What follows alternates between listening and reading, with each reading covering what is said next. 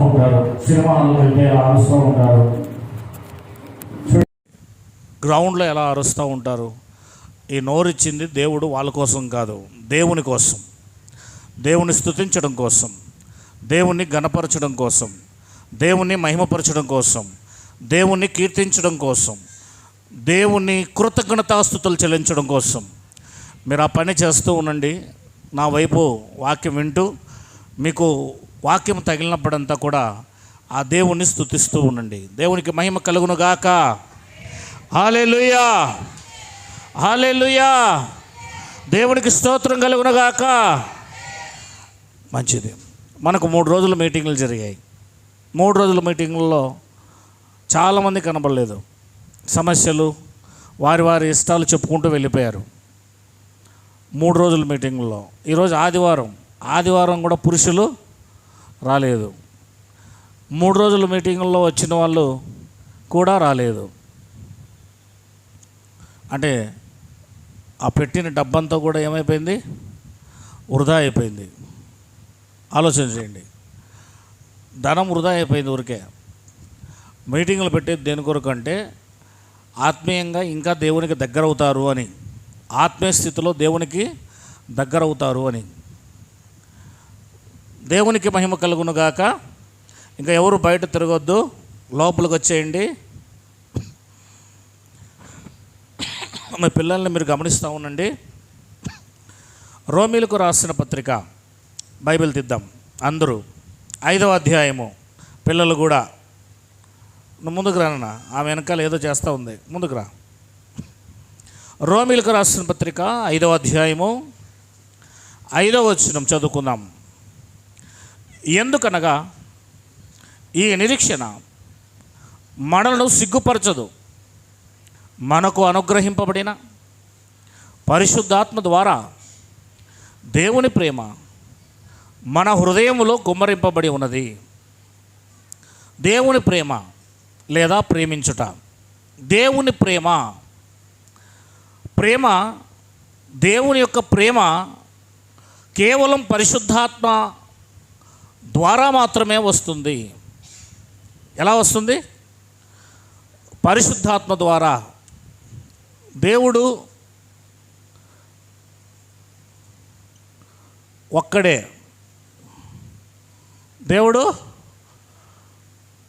ఆ దేవుడు తండ్రి,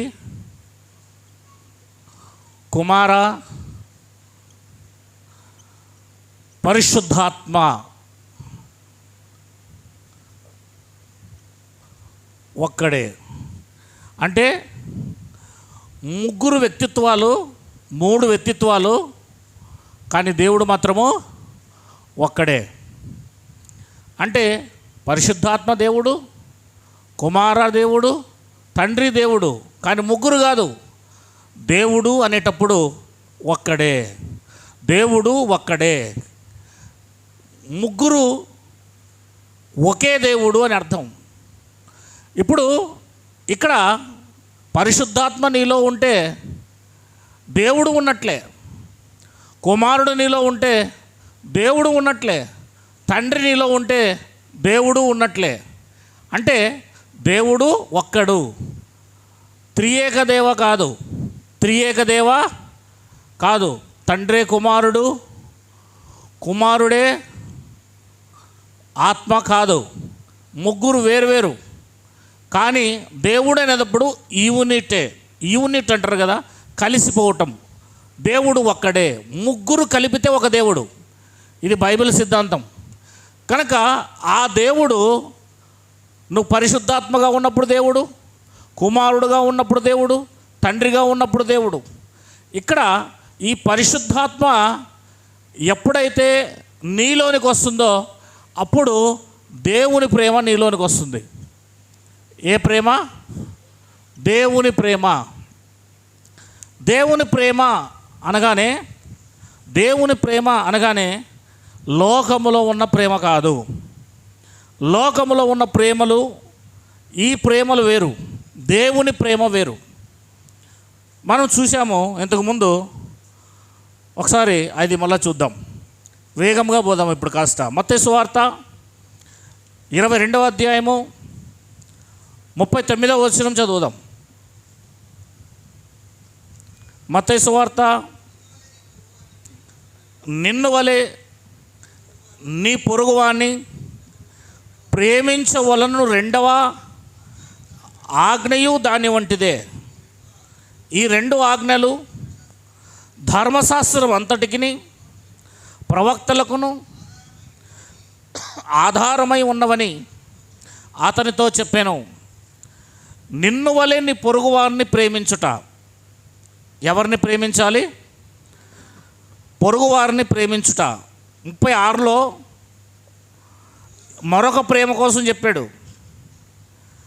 బోధకుడా, ధర్మశాస్త్రములో ముఖ్యమైన ఆజ్ఞ ఏదనగా అడిగాను. అందుకు ఆయన, నీ పూర్ణ హృదయముతోను, నీ పూర్ణ ఆత్మతోను, నీ పూర్ణ మనస్సుతోను నీ దేవుడైన ప్రభువును ప్రేమింపవలనన్నదియే. ఇది మొదటిది. దేవుణ్ణి ఎలా ప్రేమించాలి అంటే పూర్ణముగా, సంపూర్ణముగా. సహోదరుని కూడా నువ్వు ఎలా ప్రేమించాలి అంటే పూర్ణముగా, దేవుణ్ణి ప్రేమించినట్టుగా, దైవికమైన ప్రేమతో. ఇవి రెండు ఆజ్ఞలు కూడా ధర్మశాస్త్రమునకును ప్రవక్తలకు ఆధారమై ఉన్నది. లూకా సువార్త 10వ అధ్యాయము 27వ వచనము. లూకా 10:27. అతడు నీ దేవుడైన ప్రభువును నీ పూర్ణ హృదయముతోను, నీ పూర్ణ మనస్సుతోను, నీ పూర్ణ శక్తితోను, నీ పూర్ణ వివేకముతోను ప్రేమింపవలననియు, నిన్ను వలెని పొరుగువాన్ని ప్రేమింపవలననియు వ్రాయబడి ఉన్నదని చెప్పాను. వ్రాయబడి ఉన్నదని చెప్పాను. దేవుణ్ణి ప్రేమించాలి, నీ సహోదరుని ప్రేమించాలి అని చెప్పాడు. అలాగే కిందికి వచ్చినట్లయితే మనము ఒక ఉపమానం కూడా చెప్పాడు. అదంతా మీకు తెలిసిన విషయమే. ఉపమానం చెప్పుకుంటూ వచ్చాడు. అది ఇంతకుముందు నేను చెప్పాను. మరలా రోమిలికి రాసిన పత్రికలోకి వద్దాం. 13వ అధ్యాయము. నేను పోయినసారి చెప్పాను కనుక దాటి వెళ్ళిపోతున్నాను జ్ఞాపకం చేసి. 13వ అధ్యాయము 9వ వచనము.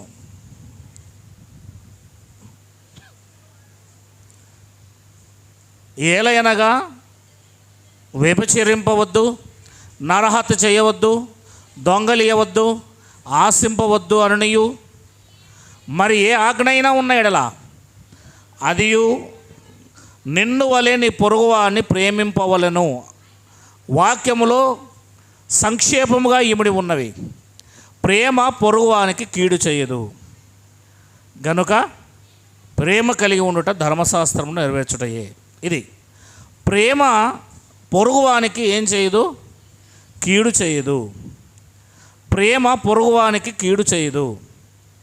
కనుక కీడు చేసేది ప్రేమ కాదు, ఎదుటివానికి కీడు చేసేది ప్రేమ కాదు. 8వ వచనం.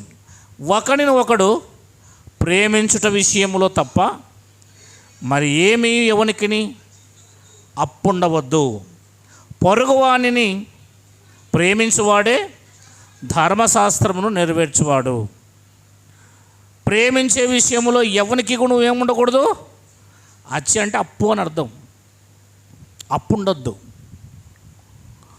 కనుక ప్రేమించే విషయంలో ఎవరికి కూడా నువ్వు తక్కువ చేయొద్దు. ప్రేమించకపోతే అప్పున్నట్ల, అప్పు పడిపోతావు. నువ్వు ఎదుటివాడిని ప్రేమించకపోతే అప్పు తప్పు అవుతుంది. కనుక ధర్మశాస్త్రం ప్రేమించు అని చెబుతుంది. ఇంకా 15వ అధ్యాయము అదే రోమిలికి రాసిన పత్రిక 2వ వచనం కూడా చదువుకుందాం. తన పొరుగువానికి క్షేమాభివృద్ధి కలుగునట్లు మనలో ప్రతివాడును మేలైన దాని యందు, అది ఎప్పటికీ ఎదుటివాడిని సంతోషపెట్టుతూనే ఉండాలి. నువ్వు ఎదుటివాడు హాని పొందుకోకూడదు. నీ వల్ల ఎదుటివాడు హాని పొందుకోకూడదు. ఎదుటివానికి నువ్వేం చేయాలి? క్షేమాభివృద్ధి కలగజేయాలి. క్రైస్తవ్యం అంటే ఎదుటివానికి హాని చేయడం కాదు, ఎదుటివానికి మేలు చేయటం. మేలైన దాని అందే సంతోషించాలి. ఎదుటివానికి హాని చేస్తే నువ్వు క్రైస్తవుడు కాదు. ఎదుటివానికి మేలు చేస్తే నువ్వు క్రైస్తవుడివి. ఇంకా యాకోబు పత్రిక వెళ్ళిపోదాం. 2వ అధ్యాయము 8వ వచనం. యాకోబు పత్రిక 2వ అధ్యాయము 8వ వచనం. మెట్టుకు నీ వలె నీ పొరుగువాన్ని ప్రేమించుమను లేఖనములో ఉన్నట్టి ప్రాముఖ్యమైన ఈ ఆజ్ఞను మీరు నెరవేర్చిన ఎడల బాగుగానే ప్రవర్తించువారగుదురు అని రాయబడించండి. మరి మెట్టుకు నిన్ను వలె నీ పొరుగువాన్ని ప్రేమించాలి అన్నది లేఖనములో వ్రాయబడి ఉంది. అది ఆజ్ఞ. మీరు మంచి ప్రవర్తన కలిగి ఉన్నారు అని అర్థం ప్రేమిస్తూ ఉంటే. గలతీయులకు రాసిన పత్రిక 5వ అధ్యాయము 14వ వచనాన్ని కూడా మనం చదువుకుందాం. ఈ సందర్భంలో ధర్మశాస్త్రం అంతయు ఏమని బోధిస్తుందంటే, నిన్ను వలె నీ పొరుగువాన్ని ప్రేమించుమని ఒక్క మాటలో సంపూర్ణమైపోతుంది. అంటే ధర్మశాస్త్రం అంతా ఏం చెబుతుంది అంటే, నిన్ను వలె నీ పొరుగువాన్ని ప్రేమించు. అలా ఏ ఒక్కరు కూడా ప్రేమించలేకపోయారు. అది యేసు మాత్రమే చేయగలిగాడు. ఒకవేళ ప్రేమించకపోతే ఏం జరుగుతుందో చూడండి. 15వ వచనము. అయితే మీరు ఒకరిని ఒకడు కరుచుకొని, అంటే అర్థం ఏంటి? మిందలు పడి, గొడవ పడి, కరుచుకొని అంటే ఇట్లా కుక్కల్లాగా కరిసేది కాదు, గొడవ పడుతున్నారు అని అర్థం. కరుచుకొని అంటే గొడవ, ఒకరికొకరు గొడవలు పడటం. భక్షించిన ఎడల మీరు ఒకరికి వలన ఒకడు బొత్తిగా నశించిపోదురేమో చూచుకునండి. సంఘము నశించిపోవడానికి కారణం ప్రేమ లేకపోవటానికి కాదే కారణం. ఏ సంఘములో ప్రేమ ఉండదో ఆ సంఘము క్షీణించిపోతుంది. ఏ ఇంట్లో ప్రేమ ఉండదో ఆ ఇల్లు నాశనం అయిపోతుంది. ప్రేమ అనేది లేకపోతే ఆ ఇల్లు నాశనం అయిపోతుంది. విభేదాలు వస్తాయి, ఖర్చుకోవడం, గొడవలు జరుగుతాయి. అక్కడ సంఘములో ప్రేమ లేకపోతే ఒక్కరున్నా సరే, సంఘంలో ప్రేమ లేనివాడు మొత్తం సంఘం అంతటిని కూడా నిర్వీర్యం చేసేస్తాడు. సంఘం అంతా కూడా డల్ అయిపోతుంది. కనుక భక్షించుకోవడం మొదలు పెడతారు. మనకు మనం తినేస్తే ఏం మిగులుతుంది చెప్పు? మనకు మనమే తినేసుకుంటే ఏం మిగులుతుంది? మీ ఇంట్లో ఉండే కోళ్ళన్నీ నువ్వే తినేసుకుంటూ ఉంటే ఏం మిగులుతాయి? ఇంకా అట్లే సంఘములో ప్రేమ ఉండాలి, కానీ ఒకరికొకరు కరుసుకోవటము, భక్షించుకోవటము, గొడవలు పడటము, ఒకరి మీద ఒకరు నిందలు వేసుకోవడము, ఆ సంఘము ఆత్మీయంగా చచ్చిపోతుంది. కనుక ప్రేమ కలిగి ఉండాలి. సంఘం ఏం కలిగి ఉండాలి? ఒకరి పట్ల ఒకరు ప్రేమ కలిగి ఉండాలి అని వాక్యం సెలవిస్తుంది. ఇంకొంచెం మనం క్రిందికి వెళ్ళి కొన్ని విషయాలు చూడడానికి ప్రయత్నం చేద్దాం. ప్రేమ సమస్త పాపాలను, క్రోధమును, కక్షను, భేదాలను కూడా నీలో లేకుండా చేసేస్తుంది. ప్రేమకున్న స్వభావం అది. నువ్వు డబ్బున్నవాడువా, పేదవాడువా, వస్త్రాలు ఉన్నవాడువా, భోజనానికి ఉన్నవాడువా, లేదా నువ్వు కోటీశ్వరుడువా, నువ్వు ధనవంతుడువా, నువ్వు ఉన్నతమైన వాడవా, లేమిలో ఉన్నవాడవా అని ప్రేమ చూడదు. ప్రేమ అలా చూడదు ఎప్పుడు. ప్రేమ ఎలాంటిదంటే, ఒకసారి 1 పేతురు పత్రిక 4వ అధ్యాయము 8వ వచనం.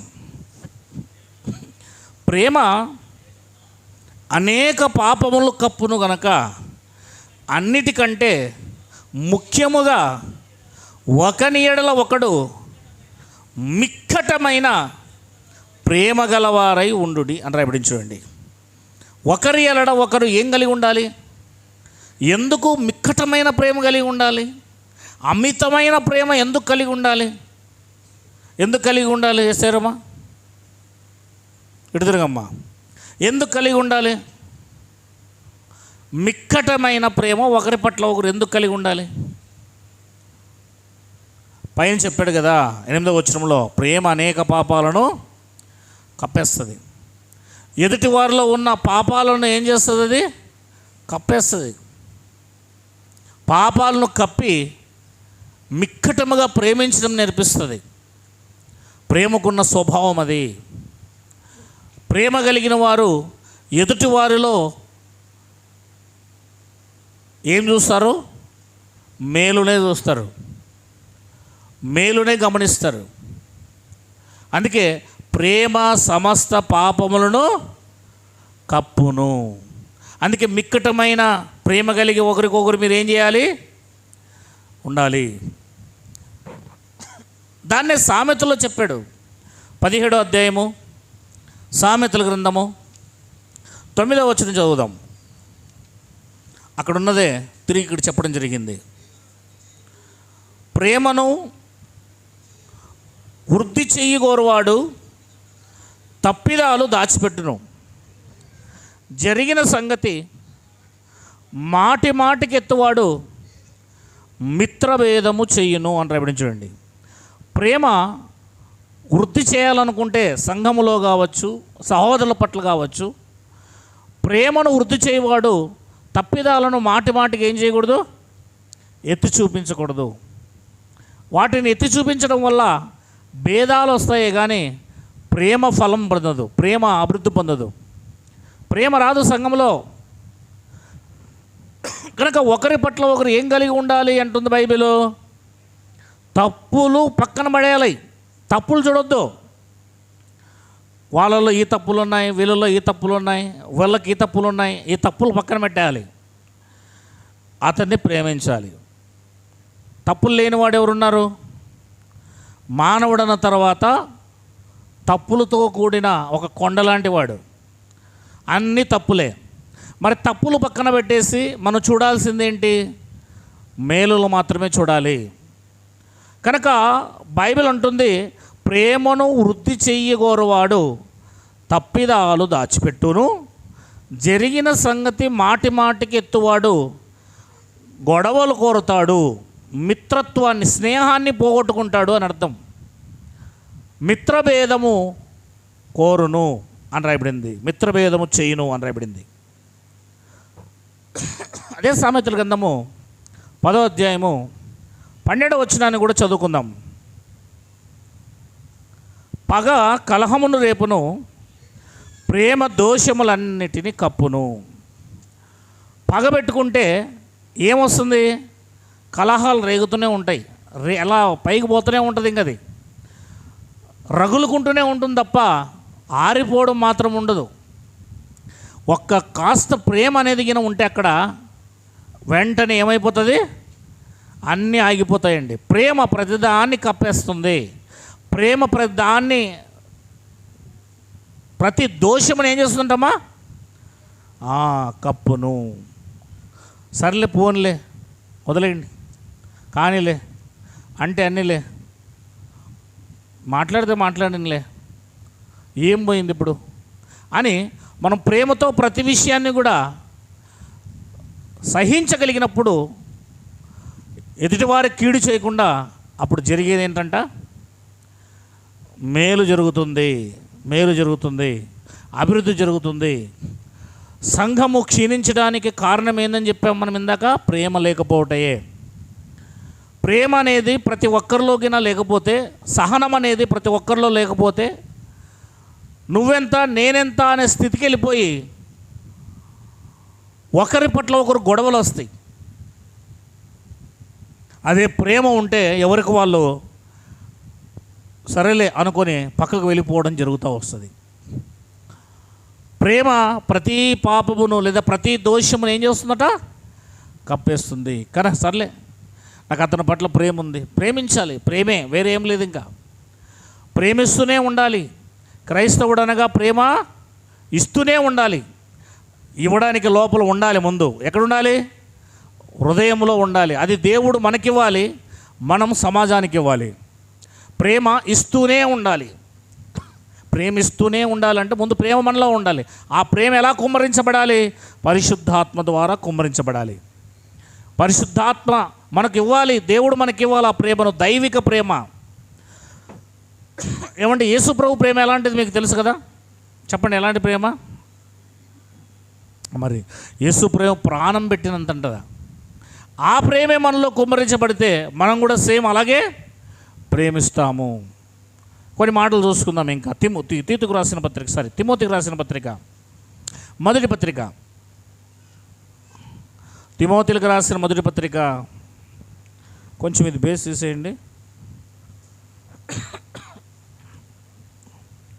తిమోతికి రాసిన మొదటి పత్రిక 1వ అధ్యాయము 5వ వచనం చదవనా. ఉపదేశానుసారం ఏదనగా పవిత్ర హృదయము నుండి, బోల్డ్ లేకుండా మామూలు క్లియర్టీకి వచ్చాడుగా. ఉపదేశ సారం ఏదనగా పవిత్ర హృదయము నుండి, మంచి మనస్సాక్షి నుండి, నిష్కపటమైన విశ్వాసము నుండి. అది ప్రేమ కలగాలంటే దీని వెనకాల ఎంత ఉంది చూడండి. దేవుని ప్రేమ మనలోకి రావాలంటే ఏమేమి కనిపిస్తున్నాయండి? ఎలా వస్తుందంట? మొదటి నుంచి చదవండి. ఉపదేశ సారం అంటే బోధ యొక్క విధానం, దాని సారం, దాని రిజల్ట్. దేవుడు మనకు ఎందుకు బోధిస్తున్నాడు, దేవుడు మనకు ఎందుకు బైబిల్ ఇచ్చాడు, దేవుడు మనకు బోధించే దాని సారం ఏంటంటే, ఎందుకు బోధ చేస్తున్నాడు, దాని సారం ఏంటంటే చెప్పండి. నీవు ఈ ఉపదేశాన్ని పొందుకొని పవిత్ర హృదయము కలిగి ఉండాలి, ఒకటి. రెండవది, మంచి మనస్సాక్షి గలవాడిగా మారాలి, 2. మూడవది, ఎలాంటి విశ్వాసం ఉండాలి? నిష్కపటమైన విశ్వాసం కలిగి ఉండాలి. ఈ 3 నీలో కలిగి ఉంటే అప్పుడు నీలో ప్రేమ ఉన్నట్ల. మరి ఇవన్నీ లేకుండా ప్రేమ ఎలా వస్తుంది? ఉపదేశం యొక్క సారం అదేట. మళ్ళీ చూడండి ఎంత బాగుంది.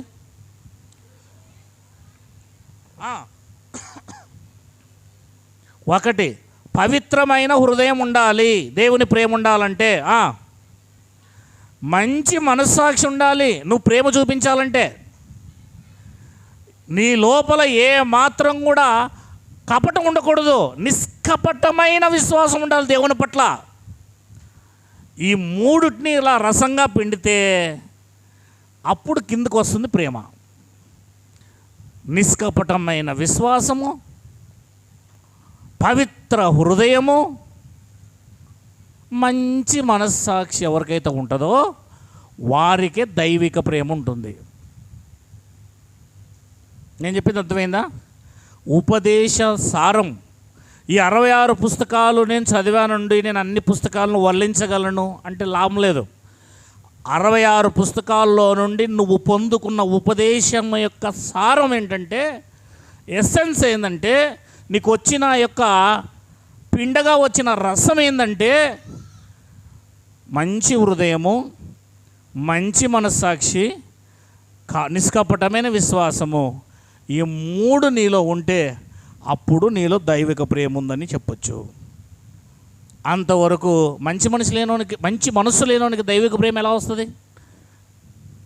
మంచి మనసు లేదనుకో దైవిక ప్రేమ ఎలా వస్తుంది? పవిత్రమైన హృదయం లేదనుకో దైవిక ప్రేమ ఎలా వస్తుంది? నిష్కపటమైన విశ్వాసం, కపటం ఉందనుకో లోపల, ప్రేమ ఎలా ప్రేమించగలవు? కపటం లోపల పెట్టుకొని ఎవరైనా ప్రేమించగలవా? పైకి నటన చేయాల్సిందే తప్ప ఇంకేం చేయలేవు. కనుక ముందు ఉపదేశం నిన్ను ఏం చేస్తుందంటే పవిత్రమైన హృదయముగా ఉండేటట్టు, మంచి మనస్సాక్షి కలిగేటట్టు, నిష్కపటమైన విశ్వాసం దేవుని పట్ల నువ్వు ఉంచేటట్టు చేస్తుంది. ఈ 3 నీలో ఉంటే అప్పుడు వస్తుంది సహోదరుని ప్రేమించే ప్రేమ. అది ఈ 3టిని నువ్వు కలిగి ఉండాలి. ఈ 3టిని ఏ వ్యక్తి కలిగి ఉంటాడో ఆ వ్యక్తి సంపూర్ణంగా ఇంకొక వ్యక్తిని ప్రేమించగలడు.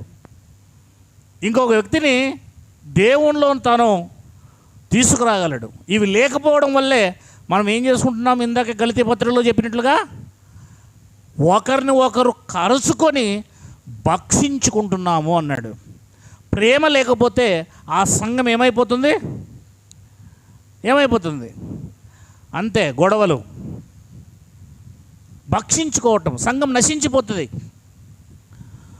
లావణ్యమ్మను అంజలమ్మ తింటుంది, అంజలమ్మను లావణ్యమ్మ తింటుంది.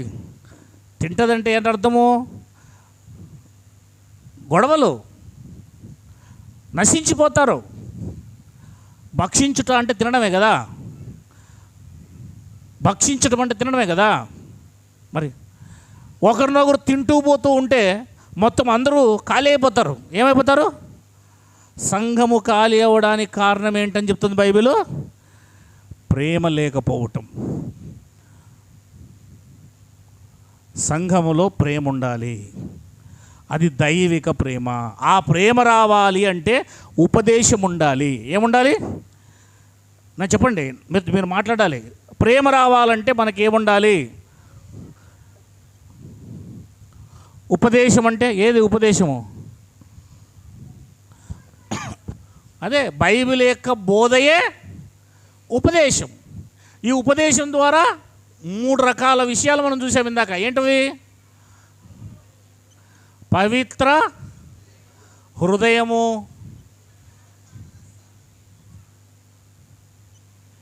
మంచి మనస్సాక్షి అంట. ఏంటది? మంచి మనస్సాక్షి అంటే మంచి వ్యక్తి, మంచి మనస్సాక్షి కలిగిన వాడు, నమ్మొచ్చు ఇతన్ని. మూడోది నిష్కపటమైన విశ్వాసము. ఇతనికి దేవుని పట్ల మంచి విశ్వాసం ఉందన్నమాట. కనుక ఈ 3 ఉన్నవానికి ఏముంటుంది? అది ఈ 3 లేకోకుండానే ప్రేమ అనేది, ప్రేమ ఉండాలి అంటే ఈ 3 ఉండాలని బైబిల్ చెప్తుంది. ఈ 3 ఉండాలంటే ఉపదేశం ఉండాలని బైబిల్ చెప్తుంది. కనుక మనం ప్రతి వారము, ప్రతిరోజు, ప్రతి సాయంకాలము మన ఇంట్లో ఏం వినాలి? ఉపదేశం వినాలి. ఉపదేశం వలన వచ్చిన సారము పవిత్ర హృదయము, మంచి మనస్సాక్షి, నిష్కపటమైన హృదయము. వీటి వలన వచ్చిన సారము దైవిక ప్రేమ. అప్పుడు నువ్వు సహోదరుని ప్రేమించగలవు. దీన్నే పట్టించుకోకపోతున్నారు చాలామంది. అప్పుడు ఇవి ఎట్లా వస్తాయి? ఇవి రాకపోతే ఇది ఎలా వస్తుంది? ఇది రాకపోతే నీ సహోదరుని ఎలా ప్రేమించగలవు? బైబిల్ చెప్తుంది ఒకదానికొకటి లింక్ అయి ఉన్నాయి. మనం అది కలిగి ఉండడానికే దేవుడు మనల్ని పిలిచాడు. దేవునికి మహిమ కలుగునుగాక. చెప్పండి ఒకసారి, మరొకసారి. ఏమేమి? పవిత్ర,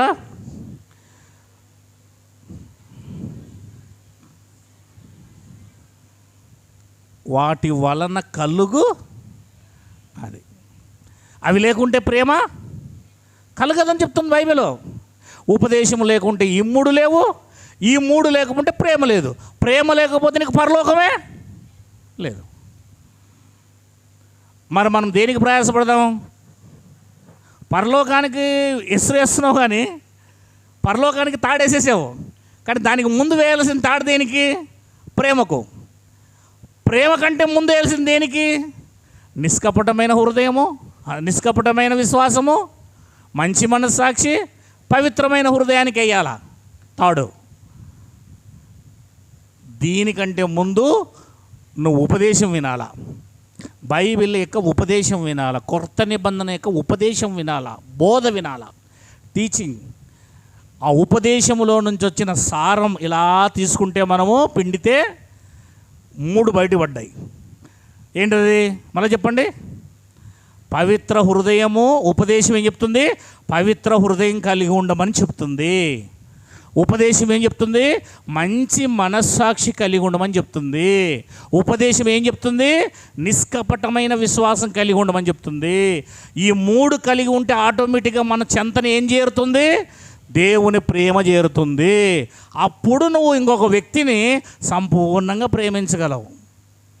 అంతవరకు నువ్వు ప్రేమించడం నీ వల్ల కాదు. నేను వాడిని ప్రేమించను అని చెప్తావు డైరెక్ట్గా, లేదా ప్రేమించినట్టు నటిస్తావే కానీ ఒక సమయం వచ్చినప్పుడు ప్రేమించకుండా ఉంటావు. నీ లోపల అసలు ఆ ప్రేమ అనేది ఆ వ్యక్తిని చూసినప్పుడు రానే రాదు. ఎందుకంటే ఉపదేశం కావాలి, ఉపదేశం యొక్క సారం, ఈ 3 కావాలి. అప్పుడు కానీ నీలో నిజమైన ప్రేమ రాదు. నిజమైన ప్రేమతో నువ్వు నిజంగా ప్రేమిస్తున్నావు ఒక వ్యక్తిని, నిజంగా ఆ వ్యక్తి కోసం కీడైన పొందుకొని అతనికి మేలు చేస్తున్నావు అంటే, నువ్వు నాశనం అయిపోయి ఇంకొకరికి మేలు చేస్తున్నావు అంటే నీ లోపల ఉపదేశ సారం ఉంది. ఉపదేశ సారము ద్వారా వచ్చిన 3 ఉన్నాయి. అప్పుడు దైవిక ప్రేమ నీలో ఉంది. నువ్వు పరలోకానికి వెళ్ళే అర్హత గలవాడివి. ఇంత లాంగ్లో ఉందండి ప్రేమ, అంత దూరం ఉంది. ఆ ప్రేమను పట్టుకోవాలంటే ముందు నువ్వు నిష్కపటమైన విశ్వాసం కలిగి రమ్మని చెప్తుంది ఆ ప్రేమ నీతో. దాని దగ్గరికి దాన్ని పట్టుకొని రా ఫస్ట్ నా దగ్గరికి. డైరెక్ట్గా నా దగ్గరికి జంప్ చేయడానికి నీ వల్ల కాదని చెప్తుంది. ఏమండి, మెట్లు ఎక్కేటప్పుడు 1వ మెట్టు, 2వ మెట్టు, 3వ మెట్టు, 4వ మెట్టు, 5వ మెట్టు, 6వ మెట్టు, 10 మెట్లు అట్లా ఎక్కుతాం కదా. డైరెక్ట్గా 10వ మెట్టు మీదకి మనము ఎగరలేము. ఆ 10వ మెట్టు అంటుంది నా దగ్గరికి రావాలంటే ముందు నువ్వు ఉపదేశం విను. ఆ ఉపదేశం నిన్ను పవిత్రమైన హృదయం గలవాడిగా చేస్తుంది. ఆ ఉపదేశం నిన్ను మంచి మనస్సాక్షి గలవాడిగా చేస్తుంది. పైకెక్కు, మెట్లెక్కు. ఆ తర్వాత నిష్కపటమైన హృదయం గలవాడిగా చేస్తుంది. ఆ తర్వాత ఈ 3 నువ్వు కలిగి ప్రాక్టికల్గా జీవిస్తూ ఉంటే అప్పుడు వస్తుంది నీకు నిష్కపటమైన నిజమైన ప్రేమ. అప్పుడు రా నా దగ్గరికి అంటుంది అది. వీటిని అందుకోకుండానే నువ్వు దేవుని ప్రేమను అందుకోవడం అనేది అసాధ్యం. మరి దేవుని ప్రేమ లేకోకుండా నువ్వు పరలోకం పోవడం కూడా అసాధ్యం. అమ్మ వింటున్నావా మరి రేచల్? ఆమెం చెప్పాలి మరి? ఏమని చెప్పా నేను? ఆమేన్ అని చెప్పమన్నా మధ్యలో, అవునా లేదా? ఎందుకంటే మీరు నిద్రపోతూ ఉంటే పక్కలో నిద్రపోతుంటే వాళ్ళని లేస్తారు. దేవునికి మహిమ కలుగునుగాక. హల్లెలూయా, హల్లెలూయా, దేవునికి స్తోత్రం. అందరు ఇక్కడే ఉన్నారా? అందరు ఇక్కడే ఉన్నారా? మంచిది, ముందుకు పోదాం. ఇంకా ఈ ప్రేమించడం అన్నది ఎవరిచ్చిన ఆజ్ఞ? ఎవరిచ్చిన ఆజ్ఞ అండి? యేసుక్రీస్తు వారు ఈ లోకంలో ఉన్నప్పుడు ఏం చెప్పాడు చూడండి. 13వ అధ్యాయం యోహాను సువార్త 34వ వచనం చదువుదాం. 13వ అధ్యాయము యోహాను సువార్త 34వ వచనం. మీరు ఒకరిని ఒకరు ప్రేమింపవలెనని మీకు క్రొత్త ఆజ్ఞను ఇచ్చుచున్నాను. నేను మిమ్మును ప్రేమించినట్టే మీరును ఒకరిని ఒకరు, ఆజ్ఞ అతిక్రమమే, ప్రేమించకపోతే పాపం. యేసుక్రీస్తు వారు ఇచ్చిన ఒకే ఒక ఆజ్ఞ, క్రొత్త ఆజ్ఞ అన్నాడు చూడండి. ఆజ్ఞలు అనలేదు ఆయన. ఒకే ఒక ఆజ్ఞ ఇస్తున్నాను. ధర్మశాస్త్రమును తీసి 10 ఆజ్ఞల్లో నుండి 2 ఆజ్ఞలుగా మార్చి, ఆ 2 ఆజ్ఞలు కూడా ఒక ఆజ్ఞగా మార్చి నేను కేవలం ఒకే ఆజ్ఞ ఇస్తున్నాను. ఏంటి ఆజ్ఞ? నన్ను ప్రేమించడం పక్కన పెట్టండి. దేవుడు అన్నాడు, పూర్ణ హృదయముతో, పూర్ణ ఆత్మతో, పూర్ణ శక్తితో, పూర్ణ బలముతో నన్ను ప్రేమించడం పక్కన పెట్టండి. మీరు ఎవరిని ప్రేమించాలి? నీ సహోదరుని ప్రేమించాలి అన్నాడండి. మరి సహోదరుని ప్రేమిస్తే చాలా అంటే, ఎస్, సహోదరుని ప్రేమిస్తే నువ్వు నన్ను కూడా ప్రేమించినట్లే. ఎందుకంటే నా ఆజ్ఞ గైకుంటున్నావు, అప్పుడు నన్ను ప్రేమించినట్లే. నన్ను స్పెషల్గా నన్ను ప్రేమించి సహోదరుని ద్వేషించమని నేను చెప్పలేదు దేవుడు. అక్కడ దేంట్లో లింకప్ చేశాడు దేవుడు? నీవు సహోదరుని ఎప్పుడైతే ప్రేమిస్తావో అప్పుడు నన్ను ప్రేమించినట్లే అని చెప్పాడు అక్కడ ఆయన. అంటే ఒకే ఒక ఆజ్ఞని ఇప్పుడు దేవుడు ఏమిచ్చాడు అంటే, నన్ను ప్రేమించడం కాదు, సహోదరుని ప్రేమించు.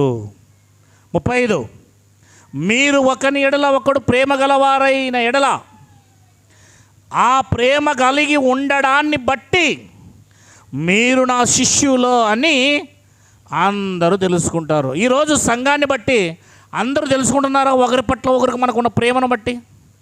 బయట వాళ్ళు, మనలో ఉన్న వాళ్ళు, మనం యేసుక్రీస్తు శిష్యులమని బయట ప్రకటింపబడుతున్నామా? ఆ సంఘం అంటే ఈ సంఘానికి పడదు, ఈ సంఘం అంటే ఆ సంఘానికి పడదు. హెబ్రోన్ అంటే బ్రదర్నికి పడదు, బ్రదర్ అంటే క్రీస్తు సంఘానికి పడదు, క్రీస్తు సంఘం అంటే సిఎస్ఐకి పడదు.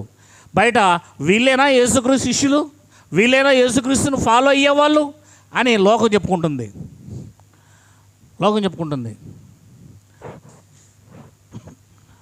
మీకు ఇక్కడ కాదు కానీ కొన్ని టౌన్లోకి వెళ్తే అటు సైడు చర్చిలు ఎట్లా ఉంటాయంటే బూరలు పెడతారు. వీడు బూర పెడతాడు, అవతల వీధిలో ఒక చర్చ్ ఉంటుంది, వీధికి ఒక చర్చ్ ఉంటుంది, వాడు బూర పెడతాడు. మధ్యలో అన్నిలు ఉంటారు కదా, ఇళ్ళల్లో వింటూ ఉంటారంట వాళ్ళు. వీడు బూర వానవైపు పెడతాడు, వాడు బూర వీనివైపు పెడతాడు.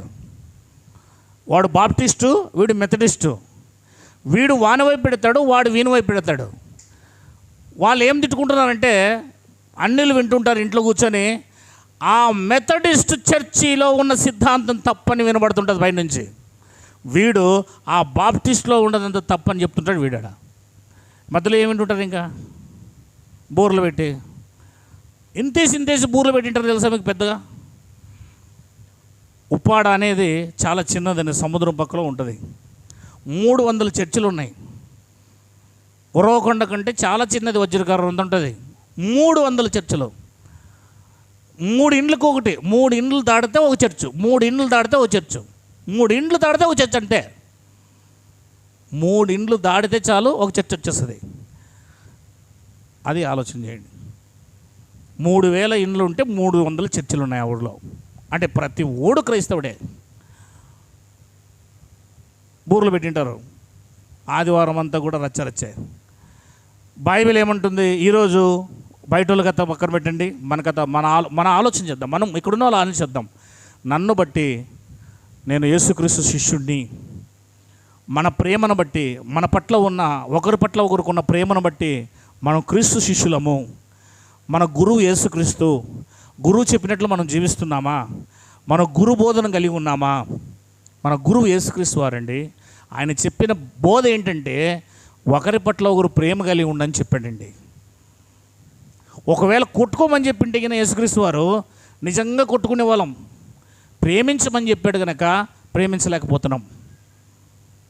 కాలు నరకరా, చేయి నరకరా నా శిష్యులని చెప్పింటే కనుక ఆయన ఖచ్చితంగా కాలు చేతులు నరికేసే వాళ్ళం. వాక్యం చూపించి కూడా మళ్ళా నరకమన్నాడు కదా ఆయన అని. కానీ ప్రేమించమంటుంటే మనం ఒకరికొకరు ప్రేమించుకోవడము లేదు.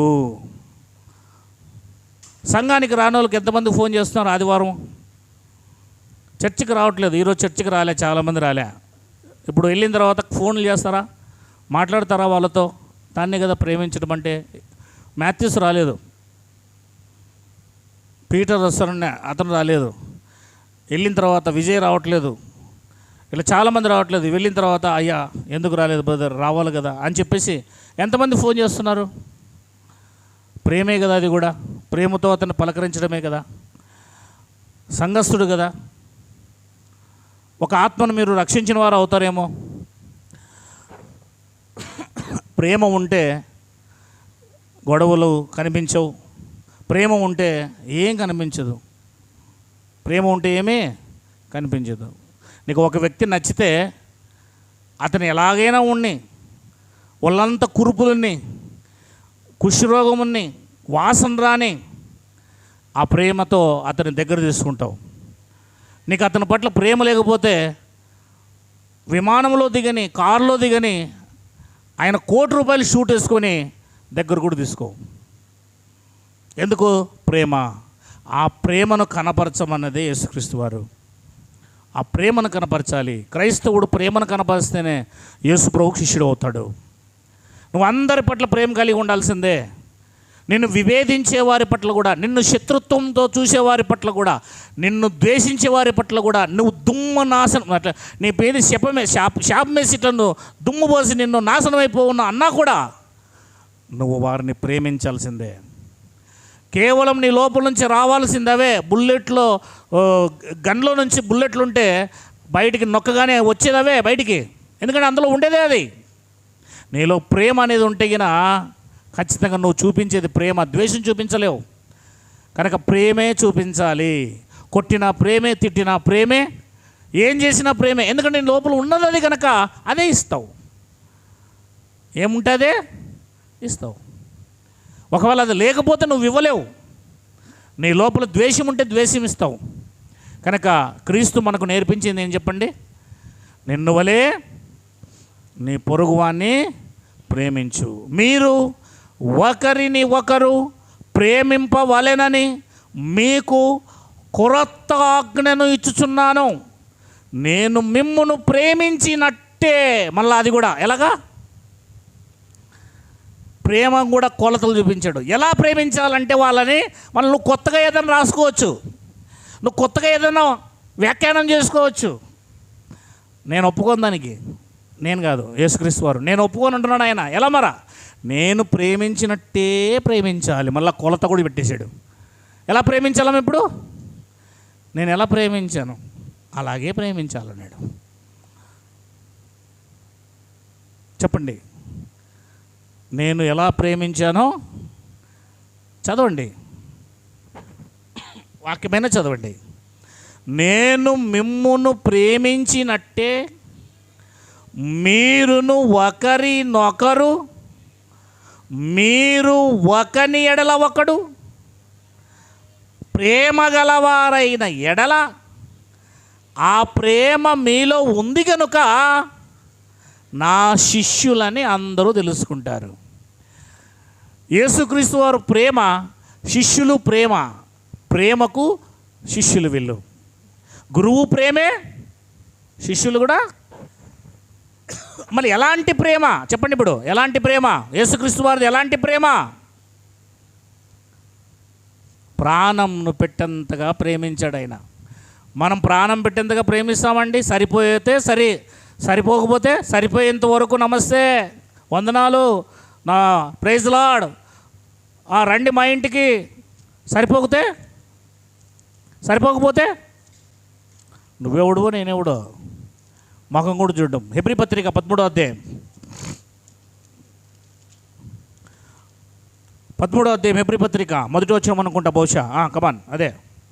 సహోదర ప్రేమ నిలవరముగా ఉండనీయుడి, ఆతిథ్యము చెయ్య. ఎందుకు ఈ మాట మాట్లాడాడు? నీకు సహోదర ప్రేమ ఉంటే నీ ఇంటికి వచ్చిన వారికి ఆతిథ్యం ఖచ్చితంగా చేస్తావు. మర్చిపోవద్దు. దాని వలన, పిల్లలు ఇటువైపు చూడాలి మీరు ముందుకో, దాని వలన కొందరు దేవదూతలకు ఎరుగకయే దేవదూతలకు, అసలు దేవదూతలు అన్న విషయం తెలియకే వాళ్ళకి ఏం చేశారంట? ఆతిథ్యం చేసిరి. ఎంత గొప్ప ప్రేమ అండి ఇది! ఎవరు చేశారు చెప్పండి? లోతు, అబ్రహాము, సంసోనుల నాన్న మనోహ, ఎంతమంది ఉన్నారు బైబిల్లో. ఇంకా ఆతిథ్యం చేశారు వాళ్ళు, తెలియకే ఆతిథ్యం చేశారు. ప్రేమ ఏం చేస్తుందంటే ఎదుటివారికి ఆతిథ్యం చేస్తుంది. కనుక ఒకరి పట్ల ఒకరు ఏం కలిగి ఉండాలి మనము? సహోదర ప్రేమ. అది నిలవరముగా, అంటే అది మధ్యలో ఆగిపోకూడదు, అలా కొనసాగాలి, నిలబడాలి అని చెప్తా ఉన్నాడు. ఇంకా కొరింథీయులకు రాసిన పత్రిక మీ అందరికీ తెలిసిన మాటే. కొరింథీయులకు రాసిన పత్రిక 14 మొదటి వచనం చదువుదాం. చూడండి, ప్రేమ కలిగి ఉండుటకు ప్రయాసపడుడి, ఆత్మ సంబంధమైన వరములు ఆసక్తితో అపేక్షించుడి, విశేషముగా మీరు ప్రవచన వరమును. పైన మాట చాలా ఇంపార్టెంట్ మనకి. ఏంటి? ప్రేమ కలిగి ఉండుటకు ప్రయాసపడాలి. ప్రేమ కలిగి ఉండాలంటే చాలా ప్రయాసపడాలి. అంత తొందరగా అది మనకు దొరకదు. ప్రేమ కలిగి ఉండడం అంటే అందరి పట్ల అది మన వల్ల కాని పని.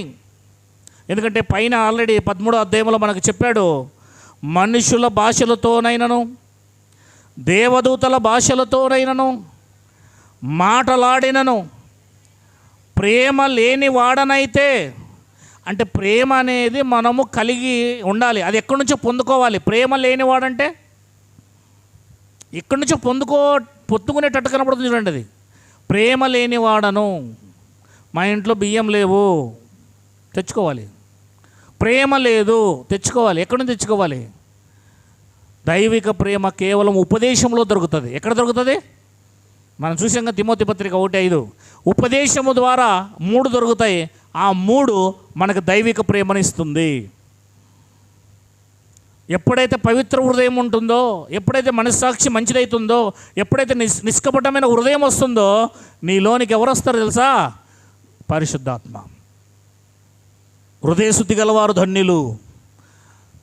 నిష్కపటమైన విశ్వాసం వలన ఏం పొందుకుంటాం? మనము పరిశుద్ధాత్మను పొందుకుంటామని గల్తీ పత్రిక చెప్తుంది.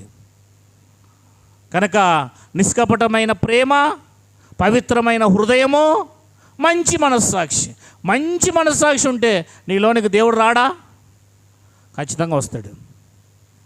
ఏరి కోరి ఎక్కడో ఉన్న దావీదును గొర్రెల కాపురిగా ఉన్నవాడిని రాజును చేశాడు. ఎప్పుడు? మంచి మనస్సాక్షి ఉంది కనుక, దేవుని పట్ల విశ్వాసం ఉంది కనుక, నిష్కపటమైన విశ్వాసం, పవిత్ర హృదయుడు కనుక ఎక్కడున్నవాడిని తీసుకొచ్చాడు.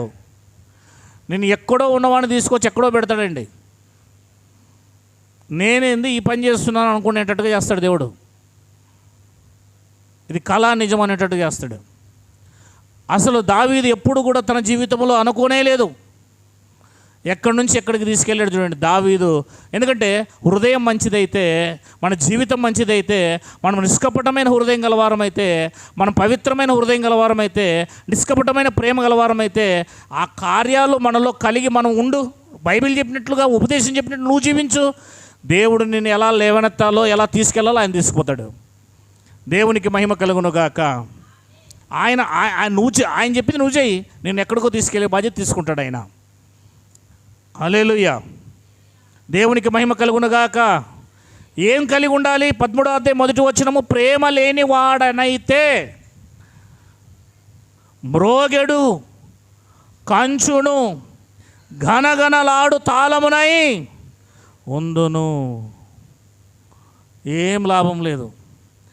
ప్రవచించు కృపావరము కలిగి మర్మములన్నీయు జ్ఞానమంతయు ఎరిగిన వాడనైనను, కొండలు పెగిలింపగల పూర్ణ విశ్వాసం గలవాడైనను, ప్రేమ లేని వాడనైతే నేను వ్యర్థుడను. బీదల పోషణ కొరకు నా ఆస్తి అంతయు ఇచ్చినను, కాల్చుకోబడుటకు నా శరీరమును అప్పగించుకొనినను, ప్రేమ లేనివాడనైతే నాకు ఏం ప్రయోజనం ఉంది అన్నాడు చూడండి. ఇప్పుడు 4లో నుంచి ప్రేమ చేసే విధానమే, ప్రేమ యొక్క ఫలితాలు. ప్రేమ అది కొద్ది కాలం మాత్రమే సహించదు. సరిపోయినప్పుడు మాత్రమే సహించేది ప్రేమ కాదు. ఆపోజిట్గా అవుతారు ఒక్కోసారి. అప్పుడు కూడా నువ్వేం చేయాలి? సహించాల్సిందే, ఎప్పటికీ సహించాల్సిందే. సమయం అనేది ఎప్పటికీ మనిషికి ఒకే రకంగా ఉండదు, ముందుకు వెనుక నడుస్తూ ఉంటుంది. అప్పుడు కూడా దేవుని కృపను బట్టి మనం ఏం చేయాలి? ప్రేమిస్తూనే ఉండాలి. ప్రేమ నీ వైపు నుంచి వచ్చేది ప్రేమ మాత్రమే. దీర్ఘకాలం సహించును, వారి పట్ల దయ చూపిస్తుంది. ప్రేమ మత్సరపడదు, ప్రేమ డంబముగా ప్రవర్తింపదు. డంబం అంటే గర్వం. ప్రేమలో గర్వం ఉండదు, గర్వపోతుగా ప్రవర్తించదు. అది ఉప్పొంగదు, అమర్యాదగా నడవదు, సొంత ప్రయోజనమును ఎప్పుడు విచారణ చేసుకున్నదు. క్రీస్తు ప్రేమ ఏంటో చూడండి. నాలాగే మీరు ప్రేమించమన్నాడు కదా, ఇదే ఆయన ప్రేమ. ఇప్పుడు వరకు చదువుతున్నాం కదా మనం అవన్నీ. త్వరగా కోపపడదు, అపకారమును మనసులో ఉంచుకొనదు, దుర్నీతి విషయమై సంతోషపడక సత్యమునందు సంతోషించును, అన్నిటికీ తాళును, అన్నిటినీ నమ్మును, అన్నిటినీ నిరీక్షించును, అన్నిటినీ ఓర్చుకుంటుంది. ప్రేమ శాశ్వత కాలం ఉండును అని రాయబడింది చూడండి. ప్రేమ ఏమంటుంట చివరికి 13 కాగా విశ్వాసము, నిరీక్షణ, ప్రేమ ఈ 3ను నిలుచును. వీటిలో శ్రేష్టమైంది ప్రేమ మాత్రమే. కనుక ప్రేమ శాశ్వత కాలము నిలుస్తుంది. ఈ ప్రేమ మనం పొందుకోవాలి, ఇవన్నీ మనలో ఉండాలి అనంటే తప్పనిసరిగా ఉపదేశ సారం మనకు తెలియాలి, దేవుని గూర్చి మనకు తెలియాలి, వాక్యం పట్ల అవగాహన మనకు ఉండాలి. ఆ వాక్యాన్ని మనం విని ఆ వాక్యం ద్వారా మన హృదయాన్ని పవిత్రపరుచుకుని నిష్కపటమైన విశ్వాసం కలిగి మంచి మనస్సాక్షి కలిగి ఉంటే ఆ హృదయం, ఆ మంచి మనస్సాక్షి, ఆ విశ్వాసం నిన్ను ప్రేమ దగ్గరికి తీసుకెళ్తుంది. ఆ ప్రేమ నిన్ను దైవికంగా మారుస్తుంది. కనుక దైవిక ప్రేమ అంటే పూర్తిగా గురువు ఏమై ఉన్నాడు? ప్రేమ. కనుక శిష్యులు కూడా ఏమై ఉండాలి? ఇప్పుడు ప్రేమగా మార్చబడితేనే పరలోకానికి వెళ్ళడానికి మార్గం మనకు సిద్ధమవుతుంది. ఈ విషయాలు జ్ఞాపకం చేసుకోండి. వచ్చే వారంలో మరిన్ని విషయాలు ప్రేమ పట్ల మనం మాట్లాడడానికి